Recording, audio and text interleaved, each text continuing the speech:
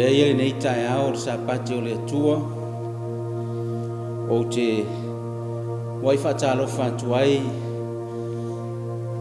i le tātou ngā ruenga o au le sui lau sunga i le te tai au au ngā ruenga alai moana pasta Wiripapu mai se foi o le whalitua ma le no whaalo i le nei tai au na sa pati ni ngata i lea fia fo e whaatalo whaatu i le komiti sui lau sunga i le autostusi o pali i pasta ia feta maspa o malwhalitua ma le ainga te nane fo i le sui le sunga i le te oloa o i tualangi pasta ata tanuwasa ai mese o le whalitua ma le ainga le au tele o le ngā ruenga le au whai ngā ruenga le atua i te itai o mta ngā ruenga i fia mo utou ainga. Whapea foi le au whai ngā ruenga te tofia le atua.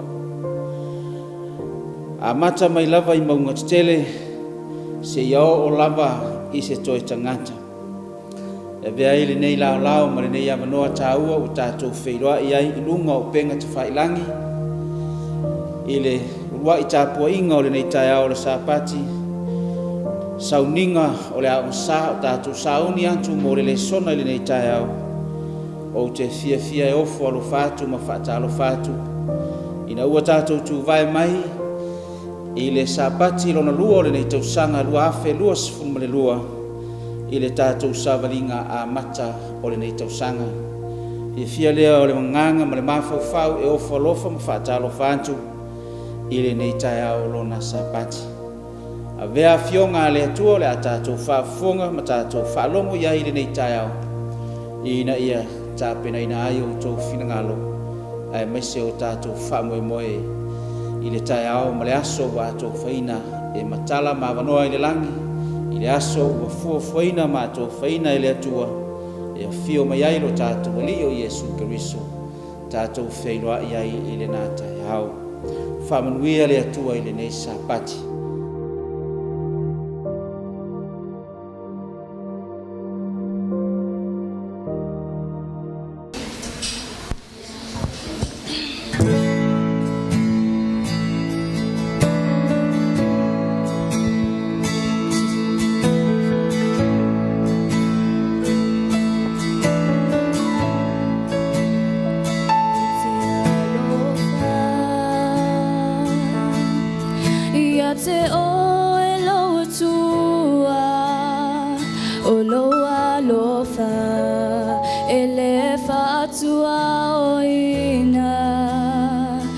Te meu te ala I te meu te ta o ai O te pese pea I loa lo fale tama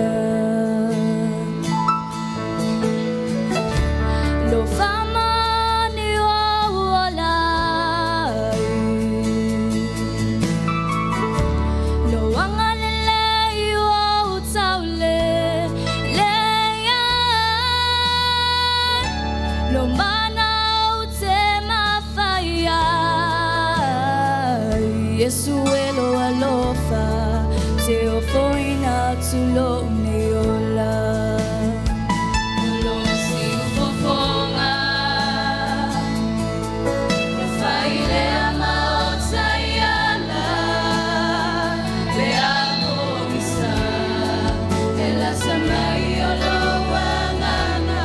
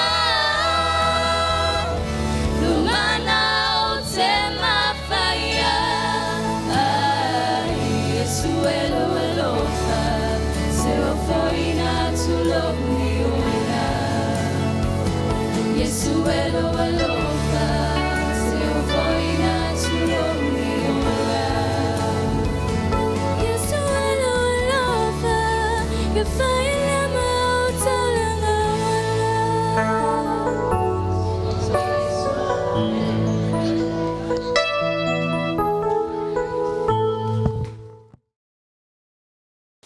te valawina le au fia o le a puna no mai to wao o le a o te ina I tātou ala I tātou talo na tātou whianga iei lea ma se upu mai le fionga le atua. Lo mātou ta mai o I le langi, mātou vi ia lava laua fio e whaavavau, ia vanoa o mātou maua I le nei sapati I lunga o penga te wha I langi, mātou te ta pua I whaatasi ai malau whanau I ta whae fia o lau ngā luenga e le ngata I Samoa nei, a o lau ngā luenga I le lalolangi atoa. Mātou vi ia le o lau fio, mātou ia I nei, sapati le atua, mātou te vi ia ai lau fio. La mātou whaalongo I lau fionga, I le nei sapati se whiau mai lau fio, mātou le atu le mana se e whaino whaamamnino mo whaamalamalama I ai o finangalo mo mātou loto o lau fionga. Ina ia tā pena masauni ai mātou, mo le nā tai au I le aso ua taulata mai. Whaamanuia le tua I le whaamtalaina o lau fionga I le nei tai au. Whaamanuia I lau auna o le a folafolaina, I lou lava suafa Iesu ua mātou wole, ma ua mātou wala au tuai nei. Amen. O le tai au le nei, o le tai au le sapati o le atua, mai e iai se whiau na o le atua tātou te whaafonga ma tātou whaalongo ai, a o tātou savalia le amatanga o le nei tausanga. Ona o na o le ai le tai au le nei, se I o tātou wō I le fionga le atua, I se mau e talaina ai le whiau o le nei tai au.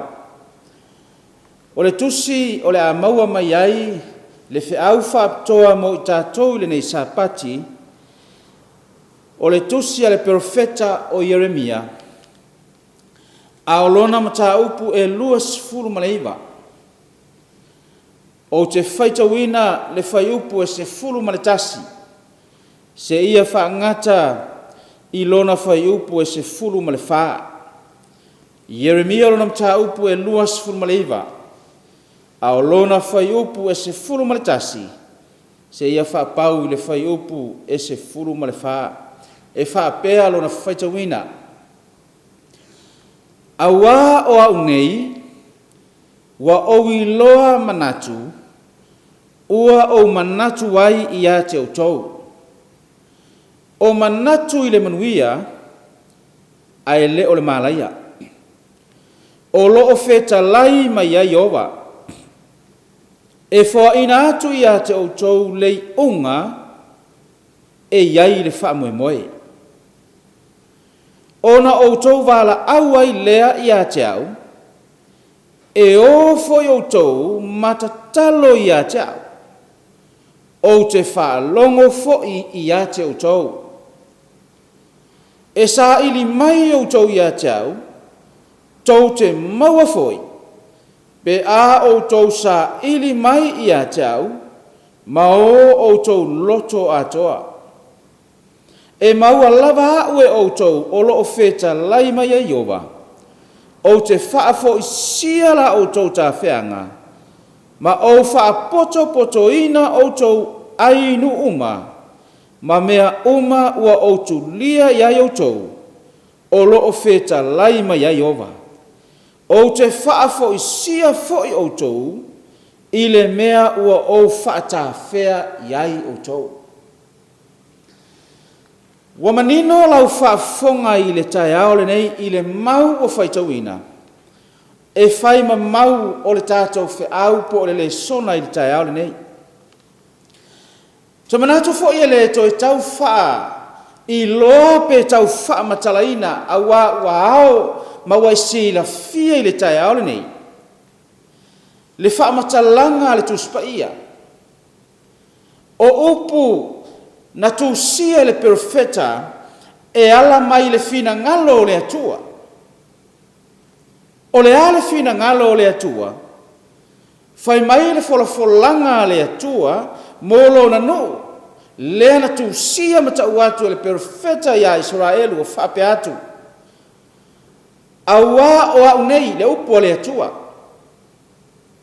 e ale atua fai mai le fetalai ngā le atua ua o i loa manatu wa o manatu wa ia te utou o manatu i le manuia ai le o le malaia o loo fetalai mai ai ova e foa ina ia te utou le unga e iai le wha moe moe. O le tai aole nei, ua wheta lai tu usao le atua. Ua wheta lai tu usao le atua, whai mai le wheta lai ngā le atua, o lo manatu, o te manatu a ia te otou, o manatu a i le manuia. O lona winga, e le fina ngalo le atua, ina ia tātou mā laia tulou. Pē tātou te whano i le whaafanonga e whaababau. Whapeia ona wheta lai le atua ia Israelu, o lo manatu o te manatu ia te outou o manatu i le manuia, e whaape nā le upua le atua mō oe mau i le tai aole nei o le sapati. O le ale manatu le atua ua e manatu ai, fai mai le atua lo nuu o te manatu ia te outou na i outou manuia. Ma o le unga foi lea o le wha moe moe, moai, mo tangata o le atua. Tangata o e ua lātou sila fia le atua. Lea ua fola e le atua i lona nuu. Fola e le atua i ona tangata, i le taimi a o whaata whea Israelu, i le tā wheanga i totonu o Papelonia. Lea na whaata whea i ai tangata. Aina manatu nisi, ua le aiso lātou wha moe moe. Na manatu nisi tangata na whaata whea totonu o le ai. I le taimi o le whaata wheanga, ma le saua ina o i lātou. O le ngata anga le o le soifuanga, ua le aisa isi wha moe moe talatu. Ai whai mai le atua, e leo le manatu le nā. Aisa, le anga whai mai le atua o outou manatu, e le o manatu ia. O wala, e le o outou wala ia. Ua wheta lai mai ai le atua. A o le ala manatu ma le fina ngalo le atua. Whai mai o te manatu ia te outou e ui, ina whaata whea outou. Ma outou wheseai, ona o whainga tāma whaafita uli, ai o te letu ulafoa ina outou lounu. E whaape nāle upua le atua i le tai aole nei. Ua ma vae, le nuu o le atua, Israelu sa whaata whea i Papelonia, a ua mai le whe autu sao. E whaape nāfo i le fina ngalo o le atua, sistek le tai aole nei. Whapeia ona whaata whea le nuu o le atua i Papelonia, o le ata fo i le nā, le tātou te iai i le soifuanga le nei. O lo tātou whaata whea nei le lalolangi, le ata o Papelonia. Ai whai mai le atua i lana whe autu usao, mō tātou i le tai aole nei o le sapati.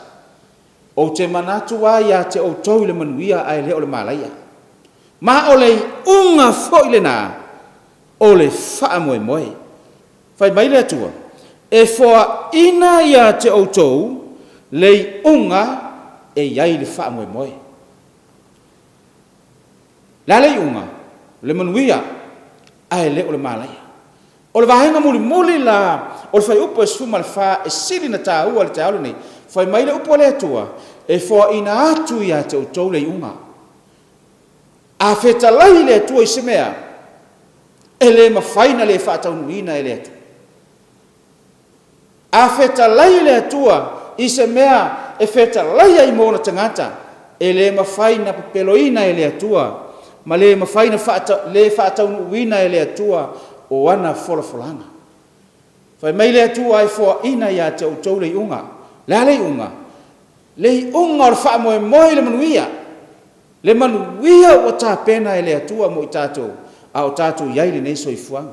Ma fuanga nā tā wai, whai upu ia e sifuru ma le tolu, ma le whai upu suma le whai le tai aole nei, whai mai. e sa ili mai o tau ia tea. Tau te maua foi, pe a o tau sa ili mai ia tea au, ma o tau loto atoa. Laha le loto lea e tau tala ai le atua, le loto atoa lea e tau tala ai le atua. Ai fai tau le mta upo e lusu malfa o le tusi le Yeremia, a ono fai upo e fitu, fai mai o le foa ina atu ia te ila tau, le loto la tau te iloa ia le atua. Le loto atoa le na, le loto e sila fia ia tangata le atua. Ona au mai le atua, ma foa ina atu i tangata, le unga o le wha moe moe. Wa tātou iai nei le, vai ngā taimi maua, a mata ona fai tau i tu la tātou fai ngā malanga i lunga o le nei pāneta. Wa fai tau sanga maua mata ona fai tau lo tātou la sanga i lunga o le nei fonga ele ele. Wa tātou va ai, maua tātou mautinoa, wa leo toe mamao, le tae au ma le aso, e a fio mai ai lo tātou ali i o Yesu Kiriso. A o, mori mawina ma mata pea i polkalame o lo whaasoa mai ai, lo tātou te itai whaaftai, i lana au ona te itai au au ia Pastor Willie. Ma le whaasoa mai o whiau, ma mori mawina whiau o lo a mai pea mo tātou, e ei nisi tangata lato te manatu whaatau waa iai. Ai a tātou mai tauina le taimi, ma le hanga ingo le soifuanga o tātou soifua maolai, o ina tātou te iloa ma mauti no ai, ua lata ma ua i whaiti toa le toe fio mai o Yesu. Le tāwilinga o tātou iei le taimi nei. Le alafe mai ai le upua le atua le tai aole nei, sista ke fua ina ia te tātou le unga, la le unga, le manuia o saunia e le atua. Ono mana o lea i tai aole nei, i le tāua o le whiau mo tātou se i o tātou whaasoa i le nei sāpati, au tātou savalia, le savalinga le amatanga o le nei tau sanga. Aisea, a wā tātou te le iloa, e te le sila fia o te le iloa. Na o le atua na te sila fia ina, o le anga inga le ala a tātou savali atua i nei. Ai o tātou iloa, e lese savalinga e whaingofie. La tātou ui atu i whaingata, ma tātou ui atu i whaafita uli. E le mawhai nisi, na lātou lavatia na onu saia, pita, wa maili whi au ele atua mo i tātou. Tala atua ia whaingata, ma whaafita uli o le nei soifuanga. Whai mai e iai la wale i unga o le wha moe moe, o saunia ele atua mo i tātou. Nā lesi o tātou wō i whi au o le sāpati le nei, whai mai le, le au tu o le tātou le sona i te aole nei o whautuina e whapea. O fuafuanga a le atua mo oe sistek. O le au tu le nā tātou le sona i te aole nei. O fuafuanga a le atua mo oe sistek. Ai se awa, fai mai ai le autua o le whiau te aole nei o fuafuanga le atua. Mo oe siste, e whaapitoa le whiau te aole nei. E whaapitoa mo tangata, po o le tangata e taua o le siste. Tatia ia tangata le lalolangi. Ahe o le whiau le ua mai, o le whiau whaapitoa mo tato, o lono winga, so o se tangata e taua o le tangata siste. E kale sia so fitu sa moa tutotas. Ia e soifua ma tātou, wala i le soifuanga le nei. Ia e iloa wa ia i le fuafuanga le atua moe.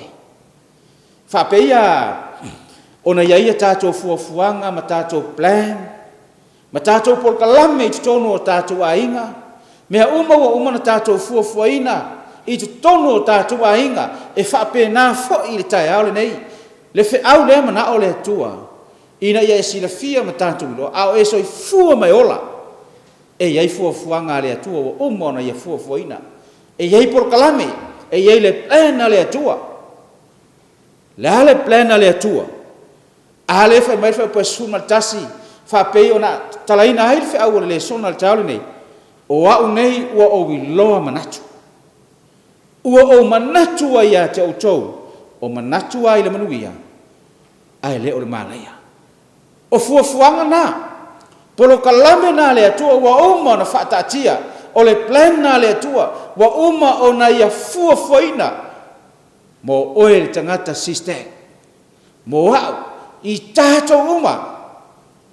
Aisa, langa, o le mea moni api o no whai atu tau, nei so se tase i sana fuafuanga, ta maha maritina, ia iana po kalame i tono ainga. E whapena fo i le atua, e le mana o le atua, e tu la fuai on tangata, whapeia, ona, whetalai le atua, i lona nuu au whata whea i tono o Papilonia, whai mai tau te o tono o Papilonia, o lo o tau manuia i le ai. Tau te whai fale, to tō mea te tō, e manuia ai, le nuu lea ua o tau iai, e whapena foi, le polokalame a le atua mo i tātou le neso i fua. Le ufa autu ina iai le whiau mo tātou le sapati nei, sistak, o fuafuanga le atua ua fuafuaina mo oe maa. O aia fuafuanga. Whaape whena whai le atua, o le fisili lea. Ki tala ina ili tātou le sona le tau, nei ma le whiau o le nei sapati. Whaape whena whai le atua, o lea fuafuanga, ma whaatau nuu le atua, o lea plan mo oe. Whaafena whai. Whaafena whaatau nuu le atua. So manao si tātou o. Ile whaamtalanga le awhionga le atua, ile mea me whai aina whaatau nuu le atua o lea fuafuanga, ma whai le atua lea porkalame mo i tātou. O le vaenga mua mua, o le tātou le sona le taole nei, whai mai le vaenga mua mua o le whiau, ia e loa le lei, po ai oe. Ia e loa le lei ai oe, oai oe. Tau tala lava ui el whiau, ia e loa le lei oe el whiau, po ai oe. Le ale tua i ngata ngata e te iai. Pe a whai tātou te i loa le lei, e i tātou si stak o i tātou, o loa a maia i le atua, le hava noa ma le toi whiau muli muli. Ona le mawhaile le atua na le whaatau nu, lana porka lame mo i tātou. Na manao le si tātou o, i le mau le tusio, Filipi lo nam tau pe tolu, alo no whau pe wha, man whau pe lima, o te whaitau wina le tau nei whapea. A ua ia te au fo i le whaatua tuanga i la le tino. A wā a whai e manatu se tasi o ia te ia le whaatua tuanga i la le tino. Wa mai le apostolo e tele mea whaapea ia tea. Whaafonga fo i mo le mau le apostolo. Ua ia te au le whaatua tuanga. Le ale whaatua tuanga. Le whaatua tuanga ia Yesu i la le tino. A whai fo i e manatu se tasi o ia te ia le whaatua tuanga i la le tino. Whai mai Paulo i le tai aule nei malana moli mau. E tere atu mea whaapea ia te ia. Le whaatua tuanga. Le tele o lona whaatua tua. Whaatua tua ia Yesu. Whaatua tua i le upumoni. Le whaatua tua i le atua. Na ia talia ina ele whiaua le atua. Whai melo le whaupe lima. Le mori maula wale apostolo le tau nei. Na perito me ina i le pōwalu. O le ainga o Israelu. O le tua ainga o Peniamina.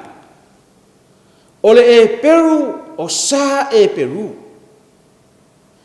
O la le tu la fono o le farisaioa.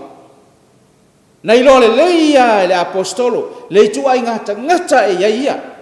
Ale moli mau. Fai mai o le ainga o Israel. E mai le tua ainga o Peniamina. O le e Peru o sa e Peru. O la le tu la fono o ia lava o le farisai. Lono winga, e le isi tangata au au nei le atua na te lesi le fia lona tupuanga le mea na tupunga mai ai. E mafua mai fea, e mafua mai lona mafau fau. E mafua mai le mafau fau o tangata na te loa ai le itu ai ngata ngata e iai ia. Na te sila fia ai lona itu ai ngata ngata. e whapeia o na mori mau i le apostolo taone. Whai mai ele o ia o seisi tangata o ia lava o le Israelu. O le tua inga lava ia o Beniamina. O le e Peru lava ia o sai Peru whafonga. I le whaupeono, whai mai le mori mau o le apostolo. O lo ma ele ngā na o whasawa ai i le ekalesia. O lale a meo tonu fo i le tūla fono, e le i matau le anga ina. Whai upe fitu, ae pe tai o mea o masao ngā ia ja. Po o manatu o lea o ngā ia mea o no ke visu. Le tau tinonga lea, a le tangata wana i loa le lei, lona i tua i ngā tangata ua whaamau a lalo i le atua. Tu ina ifo o iai lalo. Whai mai le mori mau, pe tai o mea umana o ngā ia ja. Po o manatu awa lea o ngā mea umono Yesu. Po le ale whaamau lunga o tātou loto tu lou. Po le ale tua i ngā tangata sa tātou iai le lalolangi. Pe hao na tātou loa i tātou ma le wala wina o wala wina ai tātou ele atua. Tātou te tau tino i tau nei pe o le tau tinonga la apostolo. Whai mai wa o manatu lava ua lea o ngā mea uma o no ke visu. O le asa o tau tinonga ao e savalia le nei tau sanga fau o tātou iai sistai. A whai o tātou loa po kalame a le atua. Tātou i loa le whaata tianga o le plana le atua o whaata tia mo tātou. Whaamata e le o lea. Lo tātou whanaunga ma le mana onga i lo fina ngalo mo tātou loto e whaapeia o le mori mau le apostol. Tātou te manatu i wholava ua lea o ngā mea uma. Ona o le atua na wala wina i tātou. Whaaftai lea i le tau tinonga le apostolo tau nei wa mai ai au mo tātou. Ina ia a vea i tātou ni tangata e whaapei o le mori mau le apostolo. Ua lea o ngā mea uma ona o Keriso. Whai melo le whaupu lea e valu tusi lava lea o Filipi o te iai rona mtau pe tolu. Le mori mau le apostolo whai mai o le nei foi. E moni lava o lo manatu o lea o ngā mea uma lava. Ona o le sirisiri ese o le poto i la Keriso Yesu lo li. Ona o ia ua o whaalea o ngā ina mea uma. Ma o manatu o ta lava ia mea. Ina ua o maua Keriso. O le upulea e sirin ta ua i le whai upulea valu. Ina ua usu e sue i le whi au o le taone nei. Whai mai le mori mau o le apostolo. Ona o ia ua o whaalea o ngā ina i mea uma. Ona o ia, Yesu. Ona o Yesu lea, ua o manatu ai te tau na whaalea o ngā mea uma. O mea sa tāua, o mea na pele i le soifuanga o le tangata. Whai mai le whamtalanga le apostolo, se ua whaalea o ngā ina mea uma. Ona o le wala aua le atu. Ina ua i loa le apostolo, e iai le fuafuanga, e iai le plena le atua ua umba na fuafua ina mo ia. Whai mai leo lantau tinonga i le tae aole nei. Ua tauna o whaalea o ngā ina mea uma. O hea mea sa tāua i ate ia. Mea sa pele lo na mawhau. O ana, iana prokalame manisi fuafuanga na manatu i le apostolo. Whai mai le whamtalanga tuspa ia. Ua o whaalea o ngā ina mea uma. Ma o manatu a o taota mea uma. Ina ua o maua Yesu. Te manatu fo i tau nei si stek, au esi le sila mai po fea le tu o le ngā luenga i le lalo langi, au olo e au auna ma e tau ma e ngā lue hai. E le mawhai o na tu ulafua ina e le atua. E whai tau ina e le atua, au ngā luenga o lo wafu pa u, o lo i mata malingi, o mea umoro e whai ngā luenga le atua. E whai tau ina e le atua. Aisa, langa wai ei le fuafuanga le atua. Le fuafuanga. Po kalame le atua whai mai o te manatu o le manuia. Ai le o le malaia. Whai mai le vaenga tāua lea, e silin tāua, e whapea, e whaalango lo ngalue. Mō le watua, i le ata o le atua ua i lo mawhauwhaka. O le tangata wana i loa le lei, le prokalame le atua ma le mea ua whaataatia e le atua, le whaataatianga ua whaataatia e le atua, mo ia malona inga. Le to ye se taimi to fa mai mawina nei soifuanga. E le to ye se taimi to itai fo le stangata. E le to e alu folo na taimi e mui ai fo se tas. Pe to e fa alu valeina lo na taimi e itai fo iso na uso. Pe ye le nei soifuanga. E le to e fa mai mawina aisa le anga wa umana ye fa tatia. Le ata o le atua ilona mafofa. Fa pena fa na una uta inga li tae nei o le fiau. O tatou loa le fuafuanga le atua wa isi fia si stek. Pe ona fa autuina iai le fiau le nei sapati. O fuafuanga le atua mo oe si stek. Fa mai le ole. O le vaenga lona lua o tatou le sona i tae ole nei. Fa vasenga lau por kalame i le por kalame le atua. So se tangata wana i loa le plana le atua ma le fuafuanga le atua. Na te iloa le lei ala na por kalame. Wana iloa le lei ala na me fai. E toe fetu nai o le ala na fuafuanga. O le asa o fuafuanga na ese mai le nei tausanga po le ase plan na e manatu ai e te whaia mo le nei anga inga le nei soifuanga.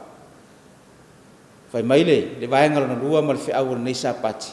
Toe whawasenga lau porkalame. A ese se porkalame na e fuafuaina ma le vala au ma le porkalame a le atua. O le taua le nai le taole nei. Whai maile vaenga lona lua. Toe whawasenga lau porkalame i le porkalame a le atua. La pokalame ale atua. Ale o manta mai ale atua lan pokalame. O te manatu ia te oil manuia. Ai le o le malaia. Fa fonga le o tatou ia ile. Ile maule ile tusio. O Efeso lo nam tau pe fa, alo no fa pe luas fulu o te faita wina mo i tatou i tai ale nei. A o tou wale a o ina o tou fa pena i mata upu a keriso. Ina ua o tou whaalongo longo ia te ia. Ma ua o ina i lana mataupu e tusa male upu moni o loo ia Yesu. O le whiaule na abatu e le apostolo i le ekalesia i Efeso. Efeso, sa o tou sa vavali ia mionga, le pongi sa, le pou liuli, le valea o tou loto, ma le wha maualunga sa ia te o tou. Fai maila la apostolo ma le whiau na whamanatu ia Efeso. Efeso ile ia o ina o tou whapena. Ile mata upua ke riso, alala mena o ina i o tou. O pe lua sumaritasi, Efeso mta o pe wha. Ina ua o tou whaalongo longo ia te ia, ua o ina i lana mata upu. Le hale mata upu a o ina. O le mata upu ile upu moni o loo ia Yesu. Pe ia ona o ta ua ile taimi o mawai o tātou le sona. E ese le tā ua i a tea ulawa ia na o au o te mata ai i porkalame ia mai e tātou ta ia o au. Te maa fau file mufua au ia i lomoto. I le kola le atua ma le whiau atu e le atua tātou ta. Wa momoli mai le whiau le. E a mai o se lapata inga. O se uoni. Aisea. Langa iai nisi o tangata. Ua leva ona iai tono o le kalesia. Ita ua o le kalesia muli le atua. Ai la tau te lei loa le porkalame le atua. Lefa mai iai le apostolo Efeso. Se tu uia mata upo laulangi. Langa ele ia o ina i o tau. A ia o tau whaalongo longo ia te ia. Ina ua o ina i lana mata upu. Lana mata upu. E tusa male upu moni o loo ia Yesu Kristo. Whaftai leila na uauna. Whasoa mai matau mai a te tato. Tato te tāpena iai. Tato te nofo sao niuni iai. Aisa. Langa i leo toi mamao le tai au malasu. Na fio mai leo Yesu Kristo. Leo upu moni lea le atua leo wa o inai tato. Le fionga pa ia le atua. ua tau mai a te tātou, ma whaatūlanga mai ai e le atua. Le taimi ma le soifuanga ua tātou iai, ma mea ua tūlai mai. Sa le iai, ia nia mea na tutupu ia taimi, ai se ua lai o na tutupu. Fai mai le whamtalanga, ma le whetalainga Iesu ina ua fisiringia, e le au soo Iesu, le asfa ilonga o louto e fio mai. Mātou iloa ua lata o louto e fio mai. Fai mai le tusi o mātou iluso ma le whale upo Iesu, pe a fua na tutupu o ia mea, e ai lunga o tau. Aisea, ua lata na whaola ina o tau. Fai mai leo le fai upu lea, e lua suma le lua le tusi o Efeso mtau po e whale tai aore nei. Ina ia o tauto ese tangata tuai, o lo waleanga. E tusa ma le amionga whana mua, e tusa ma tu ina nau, e whaasea. Sistek. O lea wala lea mwhaini whaatau nu e lea tua lana porkalame. O lea, o le whaawasenga ina o lau porkalame lea tua. O ani mea na pele o tātou loto. Sa mwhaina tuu tonu o lau porkalame ma tātou porkalame whai mai lea tua. I le tai aole nei tō ese tangata tuai. O lo waleanga e tusa ma le amionga whanamua. E tusa fo'i matu ina nau e whaasea. Whai mai leo leo. Le maula walele e fesom tau koe wha. Whai upe e lua suma tolu. A ia to e fuata ina ma na o tau loto. Ma ia o ofu o tau i le tangata fau. Ua whaia e fau ringa i le atua. I le ami o tonu.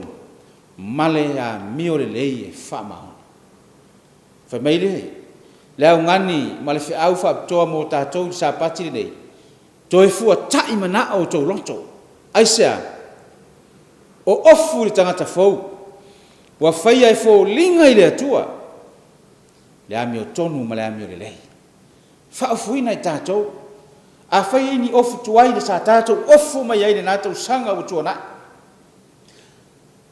Mana o le atua te tala ese o tātou ofu tuai. A mionga mani mea sa tātou. Soi fua ma masani mai ai.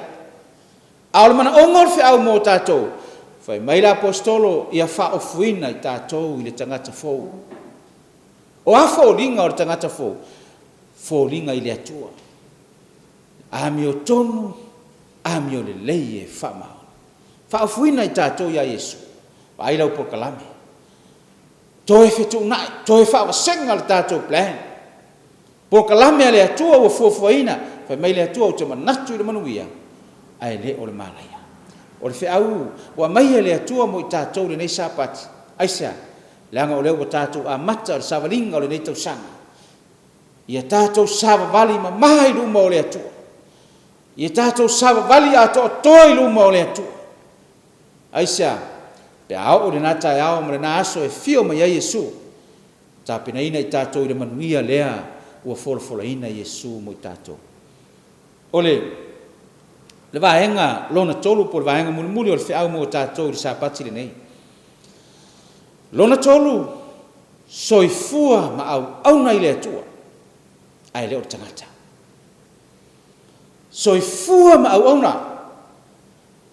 nei le atua. Ai leo tangata. Ai se awa mai ai le vaenga e whai wai le whiau o le tai aole nei. Langa o lea tātou te iai nei i le taua muli. Le taua muli o le toi tūla. Le whiau ma le ngā luenga le atua. Tātou te au nei le atua. Tātou te le whaia nei po kalame ono le loto. Tātou te le au ono stangata.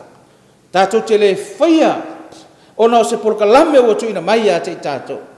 Ai tātou te whaia mea uma ono lo tātou wa ai le atua na wala wina i tātou. Whai mai leo le. O le Efeso na mtau pe ono. Aolo na whai pe ono. Aua nei whaatanga au auna.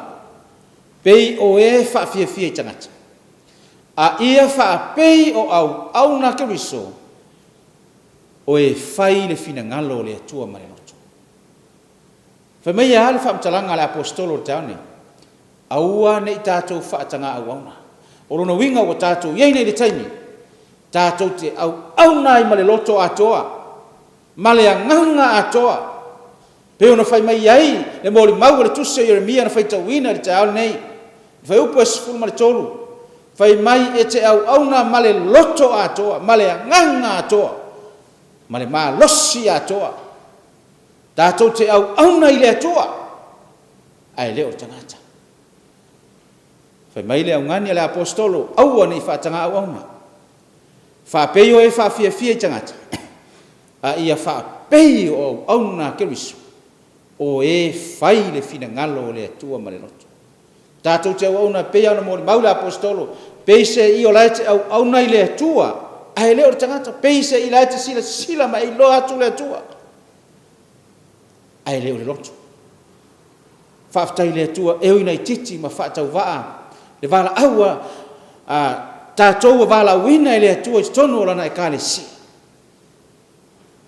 Aoroa whai tātou, ma mori mau tātou te mori mauina, le wala aua le atua o filifilia ma wala wina i tātou. Whai maile, whaamtalanga le tusi le o tito mtau pe lua, whai pe suma le whaa, o lehena fua ina mai o ia e ia mo i tātou. E tongi ola i tātou ai le solitu la fono umalama. Ma ia wha ma ina mai e ia e whai mona o lona lava nuu e ma ele ngā i ngā ruenga le lei. O ai lātou, le nuu o le atua o e au na i le atua ma le loto. E au na i le atua e leo tangata. Tangata e ma ele ngā i le atua. Tātou te maha ele ngā, tātou te whi nau ai, tātou te tau wivi ai, mō le atua malana wala. Tā ua leo le whiau mō tātou le nei sāpanti. Whai mai o lena foa ina mai o ia, e ia mō i tātou Yesu. E tongi ola tātou ai solitu la fono, umalava, ma ia whama maa mai e ia whai tātou mona o lona nuu i tātou, e ma ele ngai ngā ruenga. Tātou mauti noa nei le tai au le nei. Na wina mai Yesu le nei lalolangi. Ina ia tongi ola ina i tātou. Laso tātou whaatau waa. Laso tātou le ato toa tātou te whaatai le atua. Wa wina mai lo na alo Yesu Keriso. Nate tongi ola ina i tātou. Whai mai le. Waenga muli o le whiau le tai au le nei. So i fua ma au nei le atua, ai le o le tangata. O le tō whata singa lea o le whiau o le atua mō tātou tai au le nei o le sāpati. Mua, ia e alofa i le atua ma lo loto atoa. Ma lo wanganga atoa, ma lo malosi atoa. O le manaonga le o le whiau mō tātou le nei tai au. Aisa, langa wai ai fuafuanga le atua mō tātou. Mai le atua o te manatu le manuia, ai leo le mala ia lona lua, ia e alofa i loutua oi, ia pei o oe ia te oe. I le ngata e te alofa i le atua, ai te alofa i le se uso a tangata. O le, au tu o le whiau mo tātou le tai ole nei, o fuafuanga le atua mo le sistek. Whawhea na whaataunu e le atua ia fuafuanga, mai le vaenga mua, ia e loa le lei oe. O ai lo tua i ngā tangata, wa e sira fia le tua i ngā tangata e te iei whiwhiau, wa e loa le lei oe le whiwhiau, toi ina, wa e loa le lei oe o le toi ina. Ti a kono po le ale tofi, po le ale tūlanga o iai, wa e loa le lei. Wa iai le fuafuanga le atua mo e lona lua. Whaapasenga lau po kalame, ma toi whetu nai. Le po kalame, wa e whaapo kalame ina le nei tausanga, i le po kalame le atua o whaatatia mo oe. Fai mai lo vaenga muli, so i fua mau au nei le atua, ai le o le tangata. Fai mai le autu o tātou le sona i le tai aole nei, sistek, o fuafuanga a le atua mo oe, ono Yesu. Amene. Lo mātou tamae o le langi, ni ia lava lo suafa e whaababau lava.